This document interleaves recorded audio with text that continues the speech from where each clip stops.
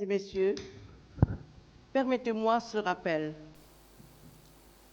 À la création du monde, Dieu dit à Adam et Ève, croissez et multipliez-vous. Adam et Ève n'étaient ni musulmans ni chrétiens. Il leur a tout simplement dit de peupler la terre. C'est pourquoi nous sommes tous descendants d'Adam et d'Ève. Ensuite, notre Seigneur Jésus-Christ nous a recommandé l'amour du prochain en disant « Aimez-vous les uns les autres ». Il ne s'adressait ni aux musulmans, ni aux chrétiens, mais au monde entier. Aujourd'hui, dans notre monde et particulièrement au Sénégal, il y a des musulmans et des chrétiens qui sont obligés de vivre ensemble et pour préserver l'entente et la paix, on parle de dialogue islamo-chrétien. Mon mari était musulman. Il nous a quittés, que Dieu l'accueille dans son paradis.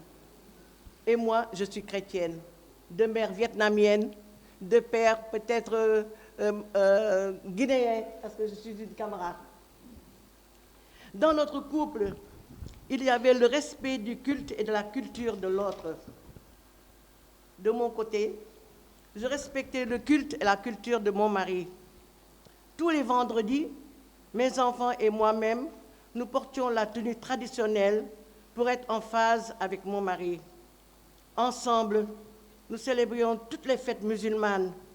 À la Korité, c'était le lard, suivi d'un bon repas. À la Tamharit, c'était le grand couscous traditionnel. Tous les jours à midi, comme toutes les fêtes musulmanes, on partageait le repas autour d'un bol. C'était sa culture. Moi, je n'ai jamais mangé dans un bol, c'est quand je l'ai connu, parce que j'étais à l'école, à l'internat, à l'Immaculée Conception. J'ai fait l'école normale Saint-Agnès-d'Auxerre, on a toujours mangé à table. Donc c'est lorsque je me suis mariée avec mon mari qu'on mangeait autour du bol, et c'était sa culture.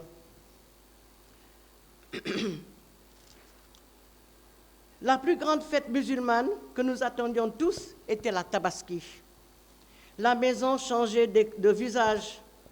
On sortait les beaux rideaux, les beaux habits neufs, la belle vaisselle, etc. Mon mari était heureux de prendre des béliers de sa bergerie pour le sacrifice afin de recevoir les parents de son épouse et ses amis chrétiens. Comme tout à l'heure, les notables l'ont dit, on reçoit tout le monde. En mémoire de leur père bien-aimé, les enfants ont perpétué la tradition en immolant des béliers. Et depuis 16 ans, nous fêtons la Tabaski comme au temps de leur père, entourés de nos familles et de nos amis. C'était notre preuve d'amour pour lui. De son côté, mon mari respectait mon culte et ma culture. Tous les dimanches, nous étions en tenue européenne. Il nous déposait à l'église et venait nous chercher à la fin de la messe. Ensemble, on fait toutes les fêtes chrétiennes, Pâques, Pentecôte, Ascension, Assomption. Tous les soirs, comme tous les dimanches et toutes les fêtes chrétiennes, nous prenons nos repas à table. C'était ma culture. La plus grande fête chrétienne était Noël. Pendant que mes filles et moi étions affairés à la maison et à la cuisine, mon mari et mes garçons se chargeaient de la décoration de la maison. Le porc, le poulet, le mouton étaient les rois de la table. La boisson sucrée et alcoolisée était de la partie. Il n'y avait ni obligation ni interdit. Notre demeure était ouverte à tout le monde. Tout Adam et Ève, nous avons des enfants. Nous avons de nombreux enfants. Merci mon Dieu, qui nous ont donné de nombreux petits-enfants. Merci mon Dieu, Santé Yàlla.